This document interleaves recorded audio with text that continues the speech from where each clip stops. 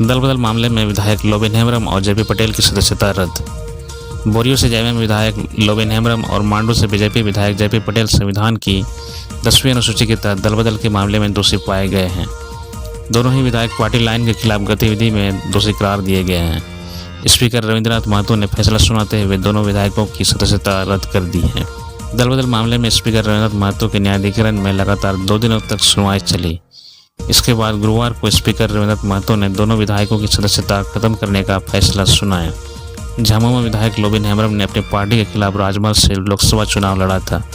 वह झामुमो प्रत्याशी विजय हंसदा के खिलाफ चुनाव लड़े थे। पार्टी अध्यक्ष शिबू सोरेन ने इनको पार्टी से निलंबित करते हुए दल बदल की शिकायत की थी। बीजेपी विधायक जेपी पटेल कांग्रेस में शामिल हो गए थे और हजारीबाग से कांग्रेस की टिकट पर उन्होंने लोकसभा का चुनाव लड़ा था। इनके खिलाफ नेता प्रतिपक्ष अमर कुमार बावरी ने दल बदल की शिकायत की थी। लगातार 2 दिनों तक दोनों ही मामले में वादी और प्रतिवादी की दलीलों को सुनने के बाद गुरुवार को दोनों ओर से लिखित जवाब दाखिल करने को कहा गया था। लिखित जवाब देखने के 4 घंटे बाद में स्पीकर ने फैसला सुना दिया। लोबिन हेम्ब्रम मामले में वादी और शिबू सोरेन की ओर से स्पीकर के न्यायाधिकरण में कहा गया था कि इन्होंने राजमहल लोकसभा का चुनाव पार्टी के विरोध में लड़ा, इसलिए झारखंड मुक्ति मोर्चा ने अनुशासनात्मक कार्रवाई की है। ऐसे में इनकी सदस्यता खत्म की जानी चाहिए। नीट पेपर लीक मामले में गिरफ्तार छात्रा को रिम्स प्रबंधन ने शैक्षणिक कार्य से किया निलंबित। नीट यूजी पेपर लीक मामले में गिरफ्तार छात्रा सुरभि कुमारी को रिम्स प्रबंधन ने निलंबित कर दिया है। छात्रा को अगले आदेश तक शैक्षणिक और हॉस्टल से निलंबित किया है। रिम्स निदेशक डॉक्टर राजकुमार के आदेश पर डीन एकेडमी डॉक्टर विद्यापति ने इससे संबंधित आदेश जारी कर दिए हैं। अब छात्रा को रिम्स परिसर में आने के बाद हॉस्टल में प्रवेश करने के लिए भी प्रबंधन से अनुमति लेनी होगी। वहीं शैक्षणिक कार्य के लिए जांच कमेटी से अनुमति लेनी होगी। पेपर लीक मामले में सुरभि से 17 जुलाई को पूछताछ की गई थी। इसके बाद 18 जुलाई को सीबीआई कार्यालय में दोबारा पूछताछ के बाद उसे गिरफ्तार कर लिया गया था। इसके बाद सीबीआई ने रिमांड पर उसे लेकर उससे पूछताछ की गई थी। सुरभि रामगढ़ की रहने वाली है। सीबीआई ने हॉस्टल की छात्राओं को सुरभि का सामान नहीं छूने की हिदायत दी है। पूर्व क्रिकेटर सौरभ तिवारी थाम सकते हैं बीजेपी का दामन। झारखंड के पूर्व क्रिकेटर कप्तान सौरभ तिवारी गुरुवार को केंद्रीय गृह मंत्री अमित शाह से दिल्ली में मुलाकात की और एक पुस्तक भेंट की। इसके बाद से ये चर्चा है कि सौरभ तिवारी जल्द ही भाजपा में शामिल हो सकते हैं। सौरभ तिवारी का संबंध झारखंड के जमशेदपुर से है। चुनाव के ठीक पहले बीजेपी के वरिष्ठ नेता और गृह मंत्री से अमित शाह से उनकी मुलाकात ने अटकलों का बाजार गर्म कर दिया है। इसलिए ऐसे कयास लगाए जा रहे हैं कि सौरभ तिवारी चुनाव से पहले बीजेपी का दामन थाम सकते हैं। बता दें कि कुछ महीने में झारखंड में विधानसभा चुनाव होना है। सौरभ तिवारी ने भारत की ओर से 1 दिवसीय अंतर्राष्ट्रीय मैच खेले हैं। वह मुंबई इंडियंस और रॉयल चैलेंजर्स बेंगलुरु जैसे आईपीएल टीमों का भी हिस्सा रहे हैं। 2008 में हुए अंडर 19 वर्ल्ड कप में भारत के विजयी टीम में वो हिस्सा रह चुके हैं। बिहार में जमशेदपुर के कावड़िया की करंट लगने से हुई मौत। बिहार के कटुरा थाना अंतर्गत कटुरा देवघर कावड़िया पथ पर एक कावड़िया की करंट लगने से मौत हो गई। मृतक की पहचान जमशेदपुर के आदित्यपुर निवासी स्वर्गीय राम रोहितास आजीवल के 55 वर्षीय पुत्र रमेश कुमार आजीवल के रूप में हुई है। जानकारी के मुताबिक मृत कावड़िया कुलवा गांव स्थित एक चाय नाश्ता की दुकान पर ठहरा था। उसी दौरान यह हादसा हो गया। जानकारी मिलने के बाद पुलिस घटनास्थल पर पहुंची और मृत कावड़िया के शव को पोस्टमार्टम के लिए भेज दिया। मृत कावड़िया के साथ यात्रा कर रहे चचेरा भाई मनोज कुमार आजीवल ने घटना की जानकारी देते हुए बताया कि कांवड़ यात्रा के दौरान वे लोग गुरुवार की सुबह करीब 9:30 बजे कोलवा स्थित एक चाय नाश्ता की दुकान में विश्राम करने ठहरे थे। इस दौरान कावड़िया रमेश कुमार आजीवल बाथरूम जाने के लिए निकला। उसी वक्त वह वहां पर लगे स्टैंड फैन की तार की चपेट में आ गया, जिससे वह नीचे गिर पड़ा। अचेत अवस्था में उन्हें बिहार के कटोरिया रेफरल अस्पताल लाया गया, जहां प्रभारी चिकित्सा पदाधिकारी डॉक्टर एस.टी. मंडल ने बताया जांच के बाद उसे मृत घोषित कर दिया।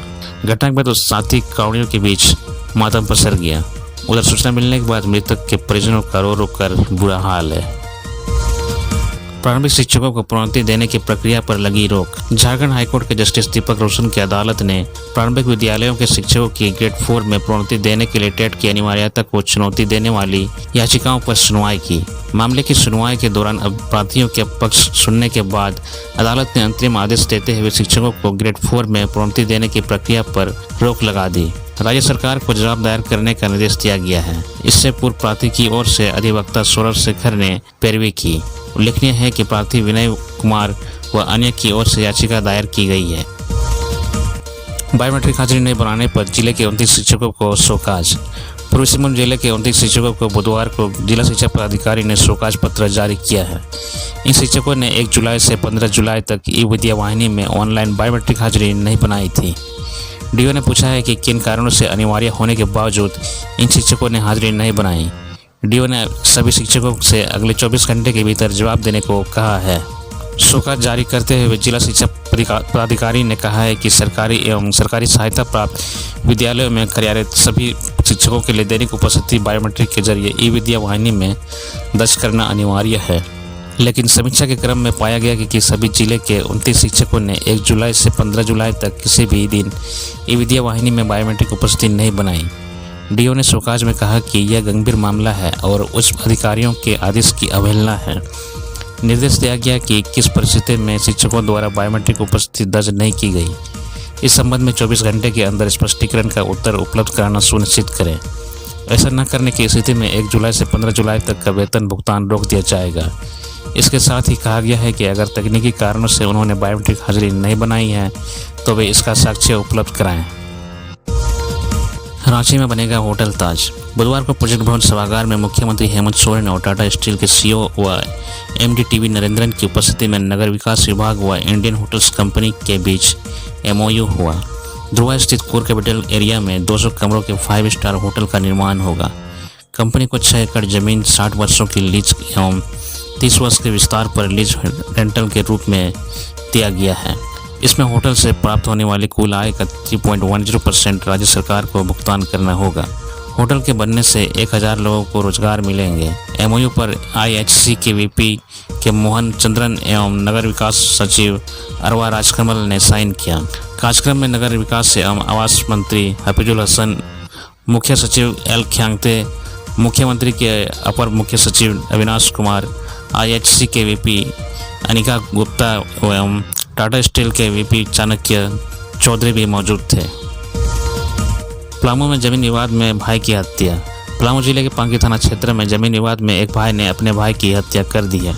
पुलिस घटनास्थल पर पहुंच गई है और मामले की जांच कर रही है। पुलिस ने शव को पोस्टमार्टम के लिए भेज दिया है। घटना को लेकर बताया जा रहा है कि बुधवार की देर रात अजय राम नामक व्यक्ति शौच के लिए उठा था। इसी दौरान उसकी गला रेत कर हत्या कर दी गई। मृतक की पत्नी ने पुलिस को बताया कि अजय के भाइयों ने ही उसकी हत्या की है। उनका आरोप है कि जमीन का विवाद चल रहा था। इसी जमीन और संपत्ति विवाद के चलते हत्या हुई है। पांगी थाना प्रभारी उत्तम कुमार तिवारी ने बताया कि मृतक के भाइयों पर हत्या का आरोप लगा है। आरोपियों की गिरफ्तारी के लिए छापेमारी की जा रही है। हत्या जमीन विवाद में हुई है। ग्रामीणों का कहना है कि भाइयों के बीच काफी दिनों से संपत्ति का विवाद चल रहा था। भाइयों के बीच सामाजिक बंटवारा भी हुआ था और पंचायतें भी हुई थी।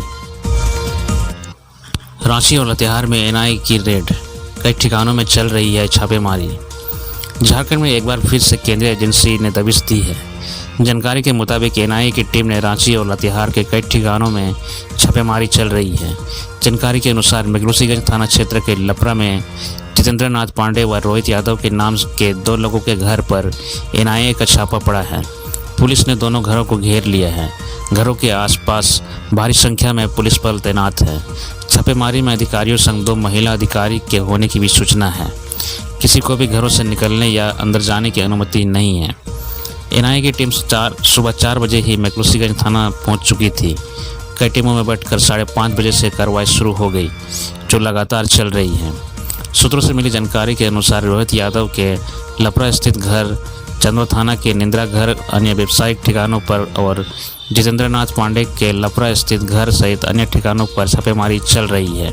बता दें कि रोहित यादव कुख्यात नक्सली नकुल यादव व 15 लाख के इनामी नक्सली रविंद्र गुंजू का समर्थक बताया जाता है। कुछ वर्ष पूर्व लपरा स्थित रोहित यादव के घर पर पुलिस ने छापेमारी की थी और मामले में जेल भी जा चुका है। वह जितेंद्र नाथ पांडे की ठेकेदारी से जुड़े हुए हैं। दोनों ही घरों में तलाशी अभियान जारी है। वहीं परिजनों से भी पूछताछ की जा रही है। इस मौके पर क्लारी डीएसपी आरएन चौधरी, मेघलूसीगंज थाना प्रभारी गोविंद कुमार सहित महिला पुलिस सुरक्षा के दृष्टि से मौजूद है। डीलरों को भी मिला मतदाता सूची पुनरीक्षण का काज। गिरिडीह में बुधवार को प्रखंड कार्यालय के सभागार में जमुआ के सहायक निर्वाचक निबंधन पदाधिकारी सह अंचल अधिकारी संजय पांडे की अध्यक्षता में सभी डीलरों की बैठक हुई। राज्य में इस वर्ष विधानसभा चुनाव होना है। सभी डीलरों को निर्देश दिया गया है कि उनके पोषक क्षेत्र के अंतर्गत जिनकी उम्र 18 वर्ष हो चुकी है या होने वाली है, उसे मतदाता सूची में नाम दर्ज करने हेतु फॉर्म 6 में भरकर अपने संबंधित बीएलओ अथवा सहायक निर्वाचन कार्यालय में ऑनलाइन के माध्यम से प्रपत्र भरा जाए। कहा गया कि 26 जून से 24 जुलाई तक विभिन्न प्रकार की गतिविधियां की जा रही है। बैठक में उपस्थित सभी बीएलओ, सुपरवाइजर और सभी बीएलओ को स्पेशल कैंपेनिंग के बारे में जानकारी देते हुए कहा गया था कि विशेष अभियान दिवस 27 व 28 जुलाई एवं 3 व 4 अगस्त को मनाया जाएगा, जिसमें स्वच्छ, समावेशी एवं त्रुटि रहित मतदाता सूची के निर्माण के लिए सभी पात्र नागरिकों का निबंधन एवं मतदाता सूची का शुद्धिकरण किया जाना आवश्यक है। पुनरीक्षण कार्यक्रम के तहत 25 जुलाई को एकीकृत मतदाता सूची का प्रारूप प्रकाशन एवं दिनांक 20 अगस्त को मतदाता सूची का अंतिम प्रकाशन किया जाएगा। वर्णित परिप्रेक्ष्य में 1 जुलाई को या पूर्व 18 वर्ष पूर्ण करने वाले सभी योग्य नागरिकों का निबंधन सुनिश्चित करना है। बैठक में प्रभारी प्रखंड पंचायती राज पदाधिकारी नित्यानंद कुमार चौधरी, निर्वाचन computer operator Praveen Kumar Verma, Suraj Kumar, PLV Subodh Kumar साहब के समेत अन्य लोग